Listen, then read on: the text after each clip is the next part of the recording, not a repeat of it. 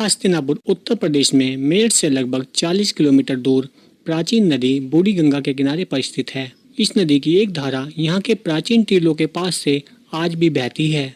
इस नगर को महाराज हस्ती के द्वारा बसाया गया था, इसलिए उनके नाम पर ही इस नगर का नाम हस्तिनापुर पड़ा।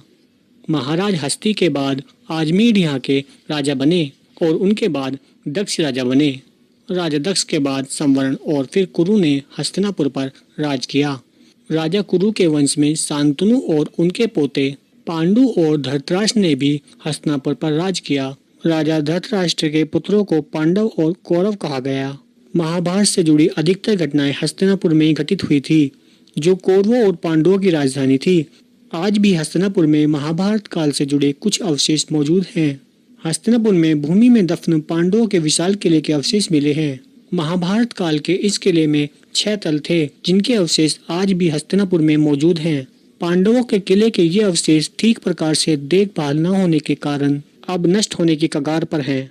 इस विशालकाय किले के अंदर महल, मंदिर और अन्य इमारतें थी, जिनके अवशेषों को आज भी किले के खंडरों में देखा जा सकता है।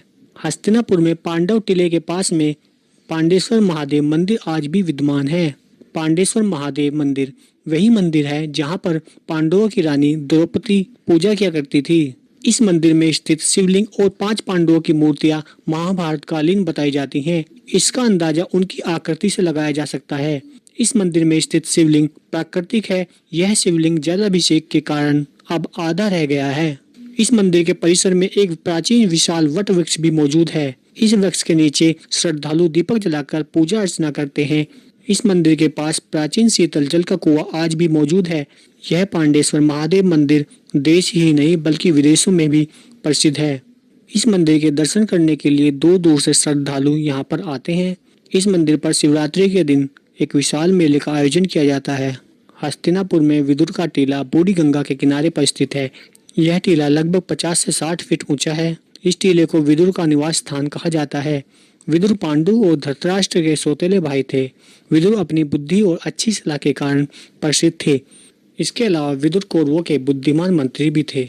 अब इस टीले को आनंदगिरी चमत्कारी आश्रम के नाम से जाना जाता है। यहाँ पीपल का एक विशाल वृक्ष है।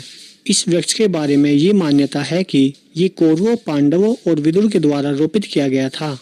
हस्तिनापुर में कर्णेश्वर मंदिर भी विद्यमान है। कर्ण मंदिर का निर्माण लगभग 4000 ईसा पूर्व पांडेश्वर मंदिर के पास ही नदी गंगा के किनारे गंगा नदी की घाटी में हुआ था।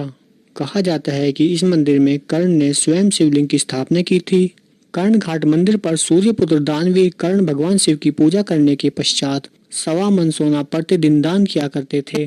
माना जाता है कि महाभारत काल में गंगा जी इसी स्थान से होकर गुजरती थी, लेकिन वर्तमान समय में गंगा जी का प्रवाह इस स्थान से काफी दूर है और अब यहाँ पर गंगा की एक विलुप्त धारा बहती है। इस विलुप्त धारा को बूढ़ी गंगा के नाम से जाना जाता है। कर्ण घाट से थोड़ी ही दूर द्रौपदी घाट को बूढ़ी गंगा पुल के विपरीत दिशा में देखा जा सकता है। द्रौपदी घाट मंदिर को उस स्थान पर बनाया गया है जहाँ रानी द्रौपदी स्नान करने के लिए आती थी और प्रतिदिन पूजा किया करती थी। इस मंदिर के पास भगवान श्री कृष्ण का मंदिर भी विराजमान है। हस्तिनापुर में आपको प्रकृति का अद्भुत नज़ारा देखने को मिलेगा। हस्तिनापुर में हस्तिनापुर अभयारण्य 1986 में स्थापित किया गया भारत में प्रमुख वन्यजीव परियोजनाओं में से यह एक है, जहां पर आप प्राकृतिक सौंदर्य को निहार सकते हैं। इस अभयारण्य में अनेक प्रकार के जीव जंतु पाए जाते हैं। वर्तमान समय में हस्तिनापुर जैन धर्म का मुख्य केंद्र है। यहाँ पर जैन धर्म से संबंधित अनेकों मंदिर हैं। यहाँ पर श्री दिगंबर जैन बड़ा मंदिर हस्तिनापुर में सबसे बड़ा जैन मंदिर है। यहाँ जैन धर्म के कई तीर्थंकरों का जन्म हुआ था। यही कारण है कि यहाँ पर काफी संख्या में जैन मंदिर मौजूद हैं। इन्हीं जैन मंदिरों में से एक श्री दिगंबर जैन प्राचीन बड़ा मंदिर हस्तिनापुर में स्थित सबसे प्राचीन मंदिर है। माना जाता है कि इस मंदिर का निर्माण 1801 में किया गया था। इस मुख्य मंदिर में प्रमुख देव 16वें जैन तीर्थंकर श्री शांतिनाथ पद्मासन अवस्था में विराजमान है। यहाँ पर दोनों ओर 17वें और 18वें तीर्थंकर श्री कुंठुनाथ और श्री आरानाथ की मूर्ति भी स्थापित है। यहाँ पर इसी परिसर में दर्जनों की संख्या में अन्य मंदिर और ऐतिहासिक इमारतें स्थापित की गई हैं। इस जैन मंदिर के अलावा हस्तिनापुर में जम्बूद्वीप जैन तीर्थ, कैलाश पर्वत रचना, श्री श्वेतांबर जैन मंदिर, अष्टपाद मंदिर, ध्यान मंदिर, सुमेरु पर्वत, लोटस टेम्पल आदि भी स्थित हैं। जम्बू द्वीप में सुमेरु पर्वत की ऊंचाई 101 फीट है। यहाँ पर चैत्यालिया नदी, पहाड़ियाँ और समुद्र का झावा भी है।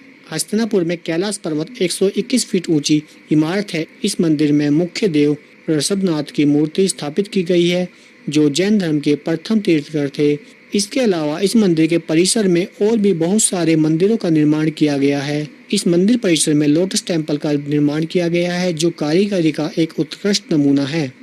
जम्बूद्वीप जैन समुदाय के सबसे प्रतिष्ठित तीर्थ स्थानों में से एक है। यह मंदिर अपने समृद्ध इतिहास, स्वच्छता और कायाकल्प अनुभव के लिए व्यापक रूप से जाना जाता है। इस तीर्थ का आधिकारिक नाम दिगंबर जैन त्रिलोक शोध संस्थान है और इसका प्रमुख आकर्षण केंद्र जम्बूद्वीप के प्रतिरूप में निर्मित भवन है। जम्बूद्वीप मंदिर अत्यंत सम्मानित और प्रसिद्ध जैन साध्वी श्री ज्ञानमती माता जी के अथक और समर्पित प्रयासों के द्वारा बनाया गया था। ऐसा माना जाता है कि साध्वी ने 1965 में विंध्य पर्वत श्रेणी में भगवान बाहुबली की पवित्र मूर्ति के नीचे ध्यान लगाते हुए एक स्वप्न देखा, जिसमें उन्होंने मध्य लोक के साथ